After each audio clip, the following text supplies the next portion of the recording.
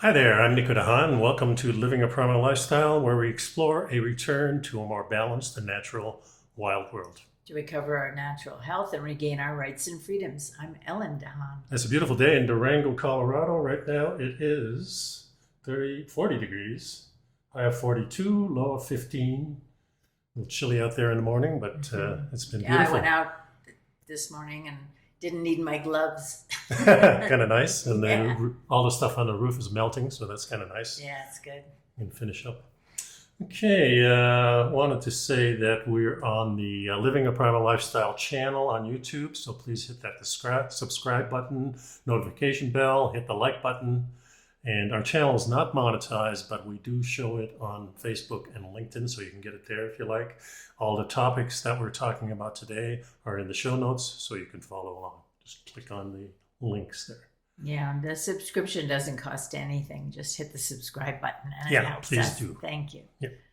Okay, we're going to start today with the first study on the carnivore diet. And this is the diet that Ellen and I have been on, probably about 90%, I would say. We do eat a little bit here and there of some kind of vegetables and fruits and things. Most of our fruits are really coffee, chocolate, things like that. Dried apricots. Dried apricots, yeah. And it's been doing really well for us. I think, how many years have we been on this now? I was trying to figure that out, and It's at least 3 or 4 years, I think. oh no, it's more. Isn't it more than that? Didn't we go on the primal diet? Well, the primal diet we've been on for probably 15 years. Yeah, But we kind of switched to more yeah. and more It's probably been meat. 5 years. Yeah, probably 5 years. Funny thing happened, though, that because I was kind of having a momentary lapse. No, a nostalgia. Yeah, nostalgia, because my family, my mother always fixed pea soup during the holidays. Split pea soup. And I was always jonesing for that stuff when I was young. But of course, I had a lot of health problems when I was young, too, with my stomach. Mm-hmm. So I fixed the batch, and it was Well, your definitely... mother always made it at Christmas time, and Yeah. we would always have it when we went to the family on Christmas Right, and have a little pea soup. And so we So I fixed it, decided. and I did it really well. I soaked the beans for 2 days. I changed the Skimmed, water. I right? skimmed it off Mhm. and prepared it to kind of like my mother would have done it with the ham and the bacon in Some it. thick cut bacon. Yeah, so it was really delicious. But I did immediately have some issues, my bowel issues. Had a little scratchy throat. I don't know if it was directly revolving around that, but I think it was. Yeah, well, you didn't feel well. I didn't feel well for and it a was good what 12 hours. Your intestinal system, your digestive system, will absolutely affect your overall how you feel. Yeah. So you could have a headache, you could have a scratchy throat, you could have a lot of things. You could have more mucus because of the inflammation. Yeah. And I had all those symptoms, and that wasn't great, wasn't that bad, but you noticed. I noticed it right away, yeah. And of course, not consuming anything like that for quite a few years. Yeah. And I think that really made the difference. But this first article is Behavioral Characteristics of a Self-Reported Health Status Among 2029 Adults Consuming a Carnivore Diet. This is the first carnivore diet survey. Survey. It's more of a survey. Because it was self-reporting. Yeah, it was self-reporting. So we don't like those as much, but since it's the first one, I was kind of attracted to it, and I heard a few people talking about it, and I thought it'd be a good way to open the show today, and we've got some related articles on this. Yeah, it's kind of fun because it says, little is known about the health effects and tolerability of this diet, and concerns for nutrient deficiencies and cardiovascular disease risk have been raised. And we're sitting here thinking, wait a minute, our ancestors basically ate a carnivore diet for generation after generation. Well, certainly a wild diet. Yeah. For everything, and most In of the time, season. the prized possession was always a large animal. Right. And we know that from the archaeological digs and things that we do. So we have pretty much diverted from the apes, if you believe in the theory of evolution, where our common ancestor at one time were apes. And It just stands to reason that starting with the earliest hominids about 2.5 million years ago, that they were starting to eat the bone marrow. They were cracking open those bones, and there's evidence to that. Eating the organs. And eating the organs. And all through history, pretty much, we were going to meat until maybe about 10 or 12,000 years ago, after the Younger Dryas event, the catastrophe event, when the large animals, the really, really big animals, were pretty much eliminated from the planet, except maybe in Africa. And that has led us to consuming other things because we have to survive. Yeah, well, but and looking back at our ancestors, it wasn't there a study we had done some research a number of years ago, and there was a study that when man began eating the more of the meat and more of the organs, that's when his brain developed. Yeah, and that started with Australopithecus, I guess. Australopithecus. Pithecus. Yeah, whatever.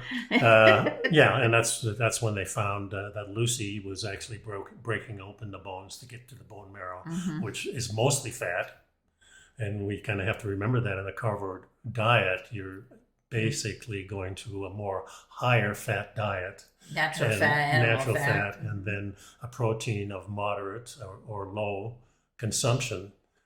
We find that we do eat a lot of protein, but it's probably not as much as a lot of people do. Well, we don't eat a lot of protein. We just eat mostly protein. Yeah. Because I remember many years ago, if I were cooking pork chops, I was making 2 chops a person. Right. And we would eat them both because we were hungry and because we didn't feel full if we only ate one. And now, because of we changed over to the organic, grass-fed, grass-raised, the best meat we can find, basically. Yeah, and at that point, we discovered that the nutrient, it was a much denser, richer. If you're eating meat, half of it is a fat, even if you trim off the fat. And then if you have the extra fat, like we do around our pork chops, there's a lot of fat there, and a lot of times we can't finish the meal. Yeah, and then I end up with leftover pork chop that I chop up and put in our Thursday night pizza, which is basically a piece of corn. It's a corn tortilla with no tomatoes of any kind, no sauce, but just some melted goat cheese, and then some whatever leftovers we have chopped up in bite-sized pieces. So one of the conclusions on this, contrary to common expectations, adults consuming a carnivore diet experience few adverse effects and instead reported health benefits and high satisfaction. Cardiovascular disease risk factors were variably affected, and the generalizability of these findings and long-term effects of this dietary pattern requires further study. But I go back to the fact that for centuries, for decades, for eons, human prototypes were eating the carnivore diet, and at this point, there are still many indigenous people that eat a carnivore diet in totally unsupportive climes like Alaska or someplace where you can't grow vegetables. And indigenous people really pretty much in every stratus or every climate pretty much either ate fish or meat. And even if you go through the centuries, in modern age, the last 2,000 years, even though we were based in agriculture, the main portion of food was always everything revolved around the meat or the fish. So there's a lot in this article. I just want to go kind of to the conclusions of this with the little chart at the end here, unless you have anything more to say about it. I just highlighted under the food intake and eating habits. Right, and I was going to that. Pretty much beef, lamb, venison, buffalo, and goat were the most commonly consumed what food. They call red meat. Yeah, and followed by eggs. And it says non-milk dairy, which I'm not sure what they mean. I think would have to be cow's milk. Yeah, so probably goat milk. Sheep milk. Sure, and sheep. Yeah, llamas maybe. Whereas pork and poultry and seafood was less frequently eaten. And weekly or more frequent consumption was reported for organ meat by 42% of the people, non-milk dairy by 72%. Less than 10% of the respondents consumed starchy vegetables, non-starchy vegetables, fruits or grains more often than once monthly. And 37% reported no use of any vitamin supplements. Yeah. So here were the perceived health-related outcomes. Participants reported improvements in chronic medical conditions, in general health, and aspects of well-being, such as energy, sleep, strength, endurance, mental clarity, memory, and focus. And these charts are kind of interesting because chronic disease, 69% perceived an improvement in that. Overall health, 95%. In hunger or food cravings, 91% Reported improvements. Yes. Yeah. Mental. Can I mean, 1 second, just to add 2 more things Sure. to the prior. We're talking about what people were eating. They said also more than 50% of the participants drank coffee at least daily, and few individuals following the carnivore diet reported consuming fast food. Yeah, that's an important part because you're certainly off the diet if you're doing anything fast food. Right. Some of the other things like memory and focus, 66% for memory improvement, 83% for focus, 69% improved sleep, 78% in strength, 76% in endurance, and 89% in energy. Yeah, the other thing is on these charts, you'll see when you look at the show notes and look at the article, they also have a section for no change was reported. And by the time you add the definite improvement to no change, you get down to one person said they had a worse condition in whatever it might be. Yeah, 1 or 2 people, yeah, maybe 3 in sleep. Yeah, sleep was the highest. It was like 1 for chronic disease, 1 for overall health, 2 for hunger and food craving, 1 for mental clarity, 1 memory, 1 focus, 3 sleep, 2 strength, 2 endurance, and 2 energy. Yeah, so that's from over 2,000 participants. Right. So that's a pretty good group. That's a very good result. Yeah. So the next article in here is called Fat, the New Health Paradigm.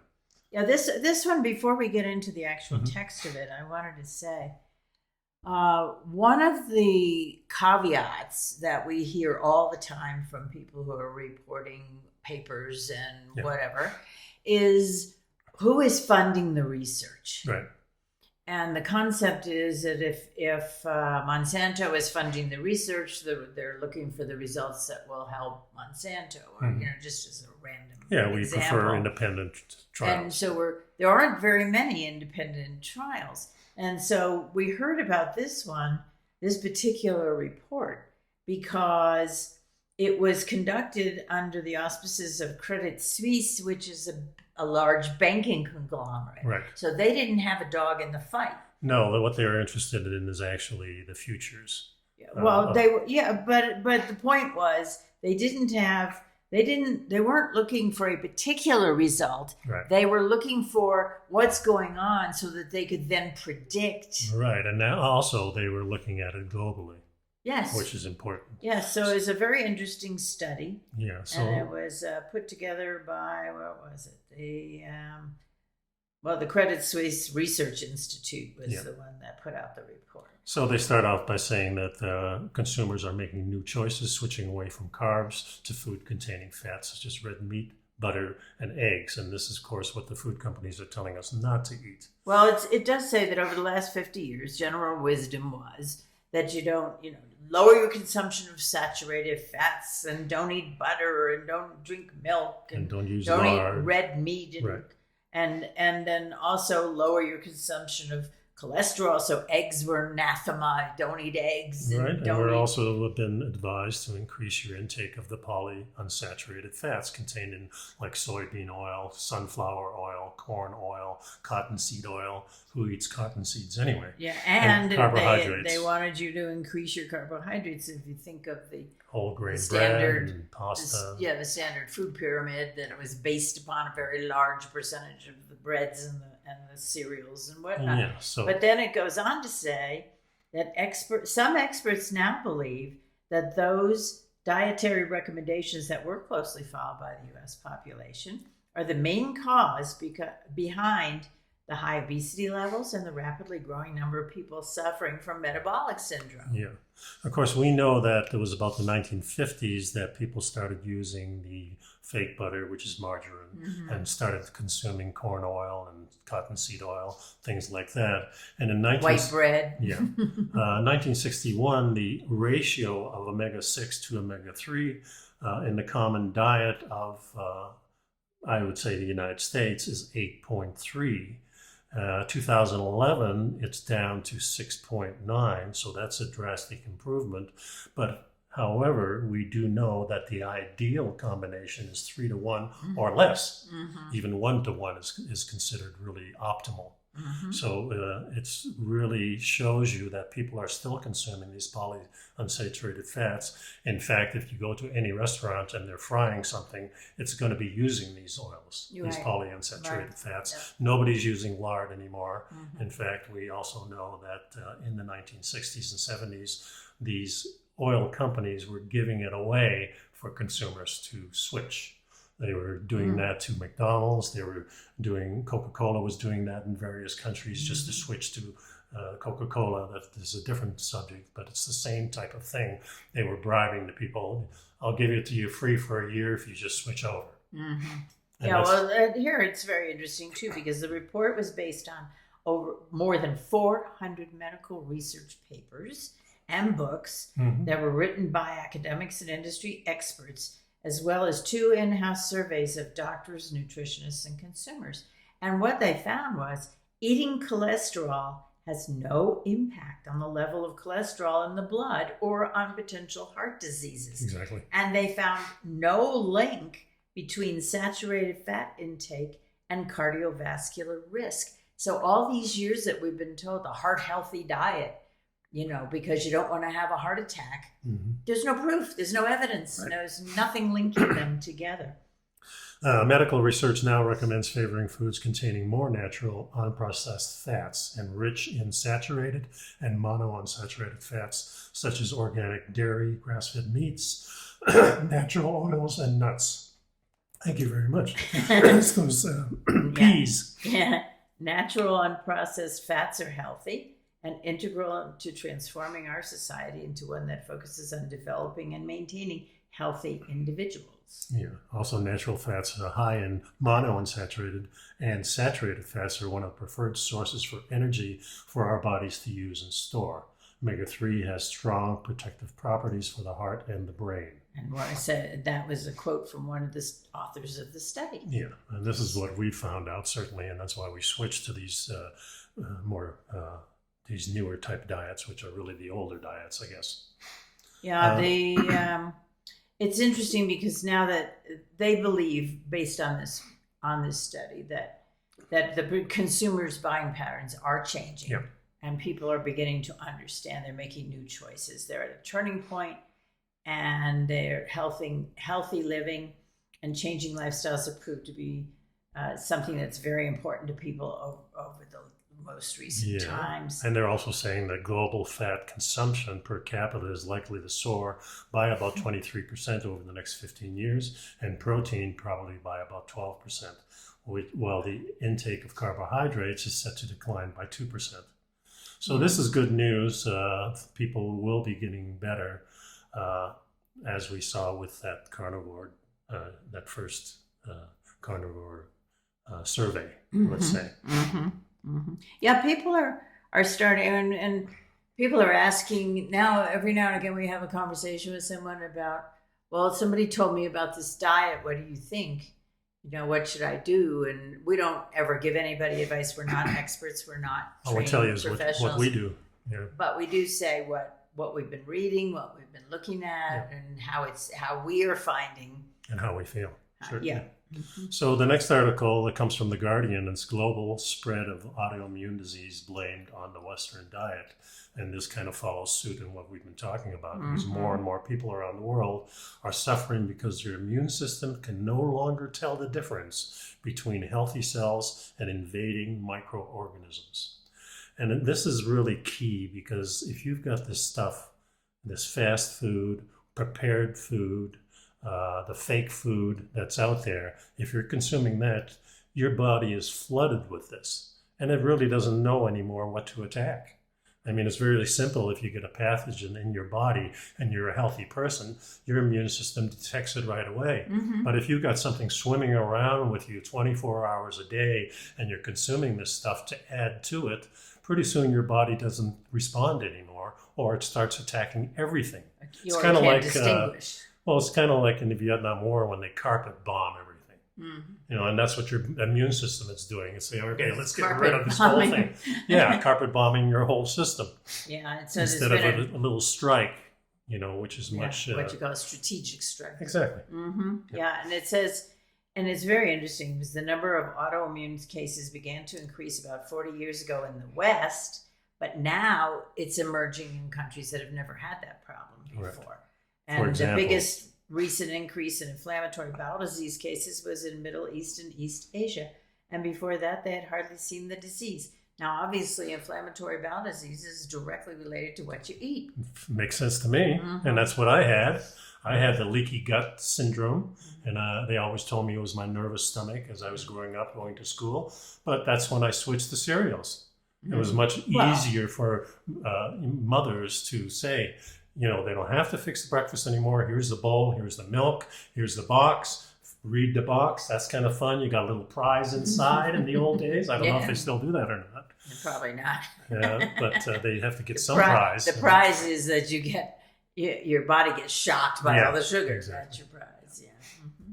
But anyway, autoimmune diseases range from type 1 diabetes to rheumatoid arthritis, inflammatory bowel disease, and multiple sclerosis. Yeah. And then so each time in each of those situations, the immune system starts attacking healthy tissue instead of the invaders. Yeah. Human genetics hasn't altered over the past few decades. So something must be changing in the outside world in a way that is increasing our predisposition to autoimmune disease. Right. And it's not just autoimmune disease, because out of that also comes heart disease and high blood pressure and all these other things. And these are all the things that are comorbidities for the present pandemic. Well, for any other disease? Any other disease, for sure, but especially viruses. Oh, it weakens your system. It weakens your immune system is overwhelmed, and that's when you become more susceptible to invasion of anything. Exactly. It might be a flu, it might be a cold, it might be just anything. An infection, systemic infections are a problem. It says here that since nothing else has changed, the only thing they can point to is changes in diet that occurred as more and more countries adopted the Western style diets, and the people bought more fast food. Yeah, these changes in our microbiomes are then triggering the autoimmune diseases, in which more than 100 types have now been discovered. 100 types of autoimmune diseases. That's and they'll come up with more and more, because then you have a drug to work on that, right? Yeah. A specific drug for that specific 100. Yeah, it's kind of scary. It is very scary. It says here that fast food diets lack certain ingredients such as fiber, and evidence suggests that this alteration affects a person's microbiome. And that's the collection of microorganisms that you have in your gut that help you with your digestion. And they also play a key role in controlling various bodily functions. Yeah. So. And now, of course, the therapists and everything will say that we have potentially useful new therapies that are being developed all the time. One of the researchers also stressed that the surging cases of autoimmune disease around the world means new treatment and drugs are now urgently needed more than ever before. Drugs. They just finished saying that it was all related to changes in diet. You can still eat the crap if you have the drug. But their conclusion is, instead of changing your diet, I know, it's a crazy that world. you should develop new. So I thought that this is a perfect time to look at what the future of plant-based meat will look like, because that's what they're showing us, aren't they? I got 3 articles here that relate to that. Well, I think the first article basically says that there's been an increase in startup companies that are jumping on the bandwagon, getting lots of funding and working on. And that's another thing too, is the funding is going much more towards that instead of helping the local farmer. Mm-hmm. You're either helping these large meat companies that are really not producing very good food, but they're producing fast food and packaged food. And those are being helped, but the small farmer themselves are not. And this is what the independent farmers who are doing the grass fed. Yeah. So that's what we're doing, is we're going to finding out where our local farmer is that's doing the right thing, and we're buying from them. And this is all that was happening 50 years ago. Very little grocery shopping. It was mostly farmers markets, or you knew somebody.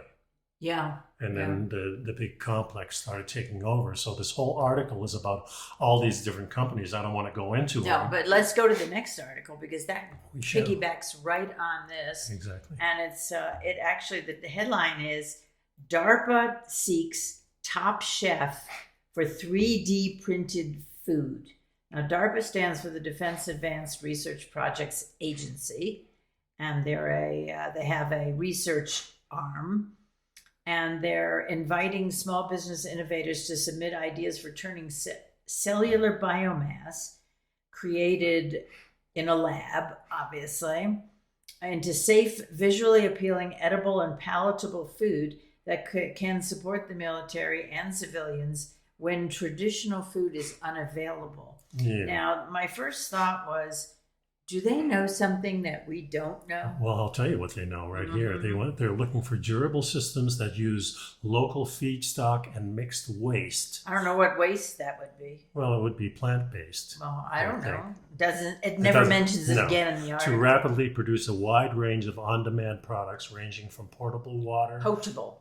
Potable water, yes. It's drinkable. Edible macronutrient to lubricants, adhesives, and tactical fibers to support expeditionary units and humanitarian relief operations. Yeah, they're gonna ship over a bunch of fake food. This is when people are in trouble and they have famine someplace, or a hurricane comes. This is the type of stuff that you get. And they're also looking for a backup food supply for submarines, aircraft carriers, and to supplement vulnerable supply lines. So if you're in enemy territory, as it were. Yeah, and this is when you probably need the most nutrition. Yeah. You know, when a big storm has hit you and now you need some really good food. Or if you're in a submarine, you don't have any sunlight or anything like that. Now you need some really good quality food. Well, now I'm kind of intrigued by this paragraph. It says, the food will be evaluated for safety and its taste profile. Although DARPA says the product should be assessed through chemical analysis rather than by actually eating it. That sounds like a winner. It must also meet nutritional needs of various populations, have a long shelf life. Yeah, there's an oxymoron right there. Yeah. Because we know fresh food doesn't last very long. Right. Okay. And whether the biomass and final products are intended for a small population in a remote location or war fighters on a ship where it can be stored under controlled temperatures and humidities. Now, here comes the fun part. Proposers can develop the cellular biomass into liquid, powder, paste, or edible ink, long as it is compatible with 3D printing formats and other low footprint, minimal logistical technologies. And other considerations are sterilization or pasteurization requirements, on-site sourcing of materials, and compatibility with design of the overall system. Boy, this is kind of... Well, remember that ink is probably the highest priced commodity in the world as far as volume is concerned. Just the ink itself that we put in our printer. You mean like the computers? Yeah. Mm-hmm. So here they're now going to be using this as a edible ink, so this means they're going to be printing these things. I don't know what you do with edible ink, frankly, unless you're printing something on the food and you can just eat it with the food. Well, no, it's going to be a cartridge filled with these chemicals, and it's going to print out a little hamburger for you or whatever you want. Kind of like a Star Trek for the 3D. Yeah, okay, like a 3D printer. Only it's going to be consumable. Earl Grey hot. Yeah, exactly. Just like Star Trek. It's a beautiful thing, isn't it? It's interesting because it says, and they're really going into this and looking for all kinds of results. So it'll be interesting to see where this goes. Well, here's one right here, the next one. Yeah, and that leads us to the next Scientists article. create vegan egg whites using fungus. Fungus. So they're going to be using all kinds of things, whatever waste and fungus, I guess they consider waste. It is an organism. Yeah. Oh, yeah, it is. It's, this article is really focusing on, is trying to sell this idea by saying, well, chicken farming is very hard on the environment, and it's first they say that the environmental impacts of using this production have not been explored, and later they say, oh yeah, it's going to be so much better because it reduces land use requirements by 90% and greenhouse gases by 31 to 55% compared to the production of the chicken-based counterpart. The idea is that it is going to replace egg white powder. Yeah. And of course, if you listen to these food companies and the way they're handling chickens in mass formation, then you can understand that that is a problem. And I concur. But if you're talking about the 3 chickens that the neighbor has or the chicken farmer that we go to, that's not a problem at all because they're very healthy. They don't have the bird flus and things like that go through these large populations that are crammed together real close, and they're pooping on themselves and all that other stuff that goes along with. Thanks for that visual. Yeah, you're welcome, baby. Anytime at all. It's an interesting article, though, and I think take a look at it, folks. And they're saying it could become a sustainable replacement for chicken egg white protein powder, and apparently, chicken egg white protein powder is used in an awful lot of foods. Well, this is for packaged food. That's all this is for. Yes. And of course, they're not using the part of the egg that we really like, which is the fat part, which is the yolk.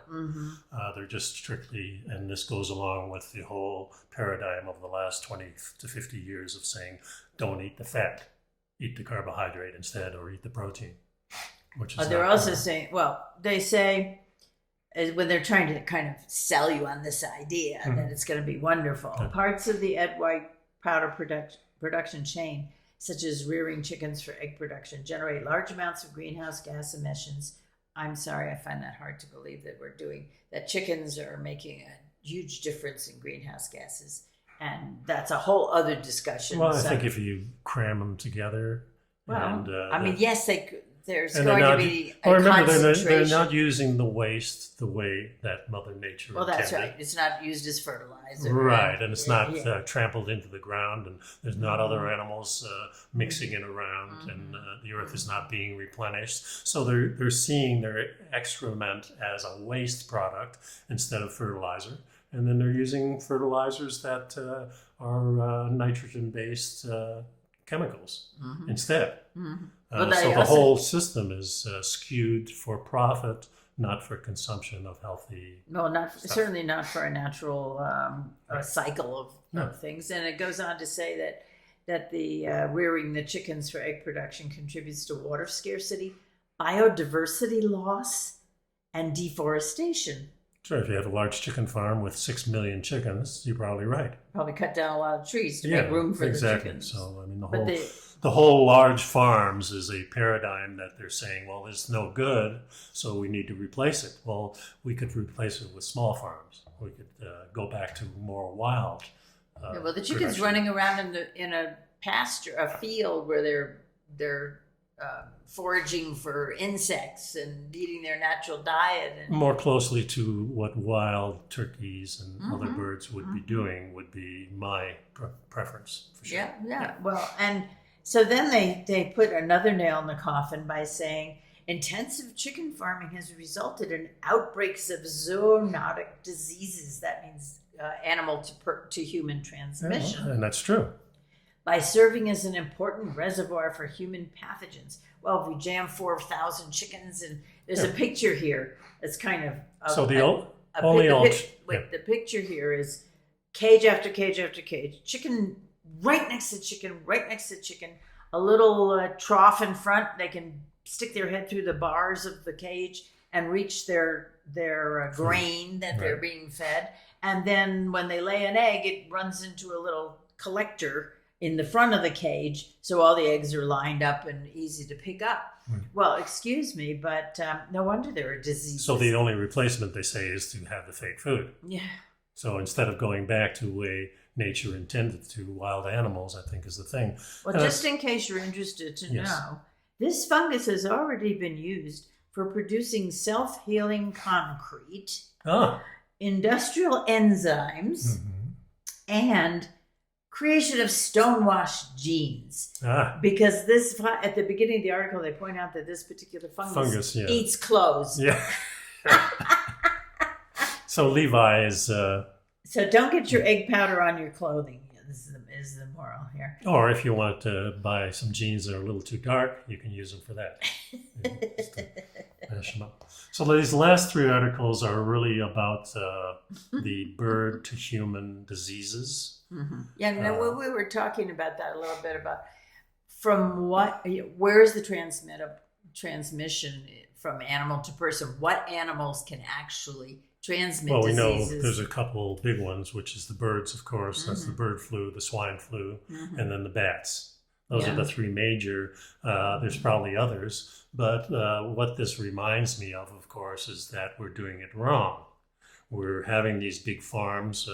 The first articles here is that this first Briton in the UK, the first Brit, to catch the bird flu strain, kept a flock of ducks inside his home. Wild of course, ducks. Wild ducks. Yeah, well, most ducks are wild. However, of course, the communities in the UK have been telling people, bring your animals inside.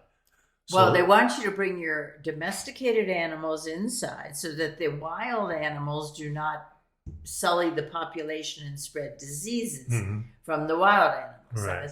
Now, that really is not related to what happened here. The gentleman, 79 years old, he was helping a group look after the local flock of 160 Muscovy ducks in Buckfastleigh, Devon, England. Those are the worst ducks anyway. Oh, they're not very pretty. No, they're not very pretty. And I think they come from South America or something. I'm not sure where the original duck came from. But anyway, he was helping, and what happened was they became kind of, over a period of 20 years, and he was feeding them, and they became so kind of domesticated and used to him that he ended up with about 20 of them coming into his house all the time. Yeah. And he declared that... what people are feeding those ducks. I mean, I remember when we went to Tallahassee, and there was a creek that went by Jim's house, remember? Right. And they had a lot of those ducks there, and boy, they make a mess. Of course, everybody's feeding them bread and stuff, which they're not really. You're not supposed to feed ducks bread. This just brings to mind the whole paradigm of what the show is about, that we want to go back to wild. And the reason being is that we're not that close to the animals. We get them occasionally because we hunt them. But we're not gathering them, and we're not caging them, and we're not having them close to us all the time. So the natural world really provided us with a safety net, because distance of these animals. Yeah, well, I think it's important to note that this particular article points out that what happened was when the government in Great Britain found that some of the wild ducks had a flu, and then they started.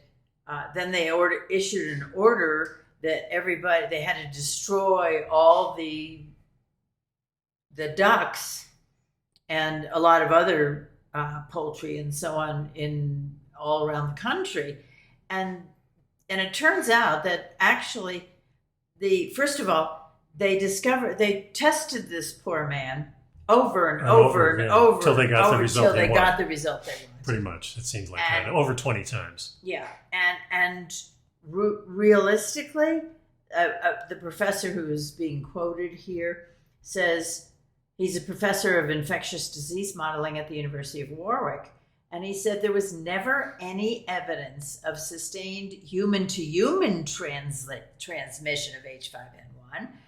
So, let alone from the animals. Right. And he said he really did not consider this to be a significant public health risk. Harassing the guy. Yeah. The next article in the UK also talks about the bird flu. Yeah, that's where they talked about the fact that... and there's and this comes from Ice Age Farmer, which is a guy I listen to often. And there's a nice video that goes along with this, and this is why I put this in there. It just brings up the whole point of that wild is better. And we need to go back. We can't go back to the way it was, obviously. We have too many people. We have a lot of animals that we're taking care of. But it's much better. I think human beings are very inventive.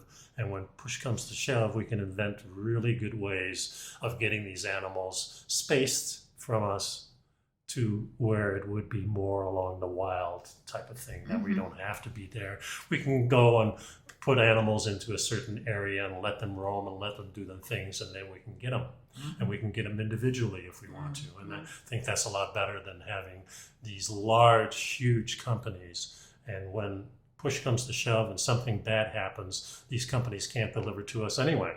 So it'd be much better if we have these little pockets of little farmers in our area that we have access to, rather than a large company halfway across the United States that is producing, or in another country that's producing this. And it's nice to eat oranges from Brazil, perhaps, or pigs from Spain, which is where the good pigs are. Right. But it just doesn't make any sense logistically. It's too expensive, and this is why we have cheap food, is because they're just making millions and millions of these things.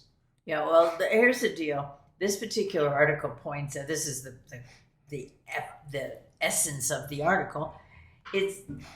The UK was reporting H5N1 as an apocalyptic bird flu with a 50+% fatality rate for humans. However, when they dug deeper into these claims, they determined that patient 0 had no symptoms whatsoever, and that he was tested constantly until they got potentially a false positive. And then the authorities used that to kill tens of millions of birds, and here's the kicker, claim that individuals cannot be allowed to raise their own animals to feed their families. And that's the big thing. That's and where we're starting. The reason for that is, of course, that the companies don't want you to raise your own, buy it from us. Of course. And another thing that I mentioned here, meanwhile, Australian grocers are rationing meat as asymptomatic workers are kept from work. In other words, no symptoms. No symptoms. But I just read a thing in the New York Times this morning saying that a lot of these hospitals are saying, well, if you've got a positive, you can still come to work as long as you don't have any symptoms. So now things are changing because they're short of workers. Well, of course. Yeah, so send everybody home. That's going to be an interesting development. That's for sure. So the last article is talking about pets. And they're finding a lot of pets have the H1N1 or COVID-19. COVID-19.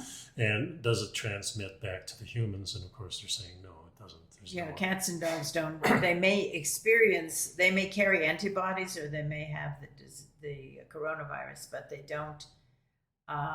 But the studies are suggesting the virus is actually transferred from the humans to the animals, probably not the other way around. And the reason I think that the animals aren't transmitting it back is because you don't have 1,000 dogs in your house that are crammed up and pooping all over the place, like these big food companies do. And that's where the problem is. And this is what's happened over the generations, is these large companies are cramming these animals and birds together. And this is how the disease starts transmitting. That's how all of it is coming in, but that's why they need the antibiotics. That's why they need the hormones and so on. Yeah. And but the interesting thing in this article was that none of the pets showed any symptoms. Yeah. They just apparently did blood tests and saw that they were either infected or, that they were positive according to antibody testing. Yeah. And then in a couple of dogs and cats, the actual virus was detected, but the pets had no symptoms. And but one thing of interest was one of the cats tested positive 32 days after the onset of owner's illness.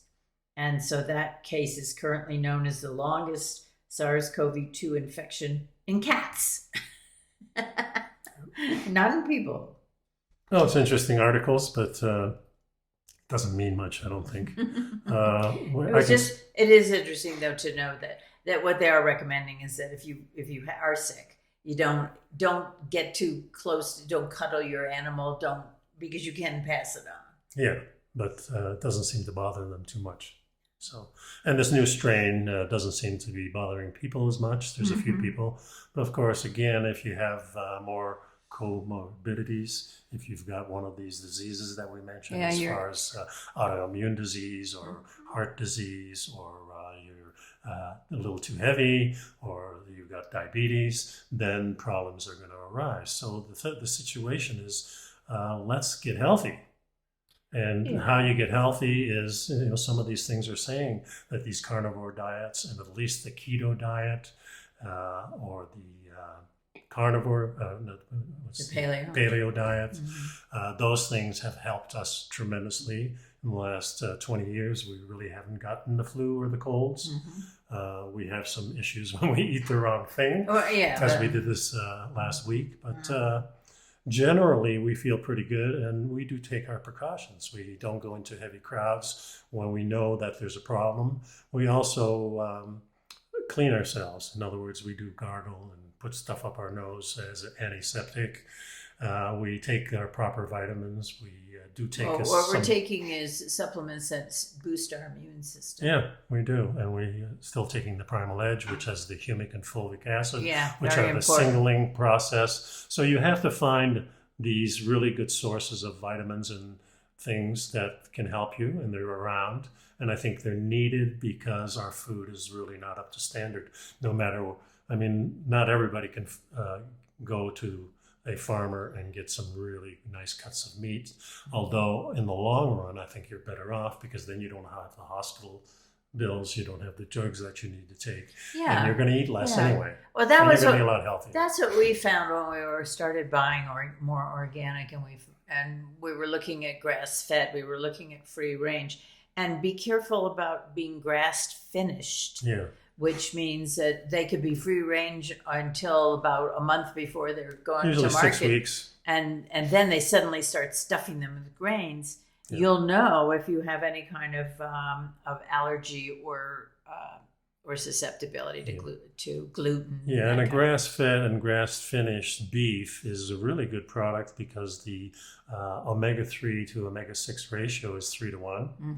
And it even gets better with wild animals, where it's a 1-to-1 ratio. And that's why I always say we have to get back to these animals being much more wild, or at least controlled, wild. Eating their natural diet. Certainly eating their natural diet has been working very, very well. And there's thousands of farmers in the United States on small levels feeding the population of that area. We have James Ranch, which is a really good one. I'm sure there's other ones that are here also. Yeah, there are natural health food stores. But in every state they have this. So and it's much better to eat from your local, because that sustains them, so you can keep going back and getting the food. Yeah, and there are places like White Pastures that rotate their fields and do all kinds of natural husbandry of the animals. And they're in South Georgia. Right, and they will ship. Yeah. So if you don't have access to somebody nearby, take a look at White Pastures on the internet. Yeah, and if you look up Wild Food, there's a whole organization there that has thousands of farms. So you can actually go and check them out and see the local ones. We're lucky to have James Ranch here. It's apparently an extended family that runs it, and each family is responsible for one type of meat. So you have the ones who deal with the pigs, the ones who deal with the chickens, the ones who deal with the beef. Yeah, and some of them are butchers, and some of them are make shepherds, maybe natural bread. It's a much more exciting life, too, than just being in a factory where you're just doing things to these animals that are confined. That can't be any fun, and it's probably not healthy for you either. I'm sure those guys are wearing masks in there for some reason, right? And coveralls. Yeah, and they were wearing masks 10, 15 years ago, not because of what's happening now. So I really suggest that you start investigating really, really good food in your local area. And that's if you have any questions, leave them in the comments, or you can reach us at nicodehaan at me.com. It's in the show notes. Our website's in the show notes also, livingaprimallifestyle.com. You'll find us on Facebook, LinkedIn, and of course YouTube, Living a Primal Lifestyle channel. Right. Reach out to us if you have any questions. And our channel's growing slowly, but it's growing. So, hit the subscribe button again. It doesn't like cost anything. Hit the like button for us, and we do look at that, and we look for comments. And so that concludes our show for today. Yeah, that's for sure. And thanks for sticking around, and we'll see you next time. Be well. Bye-bye.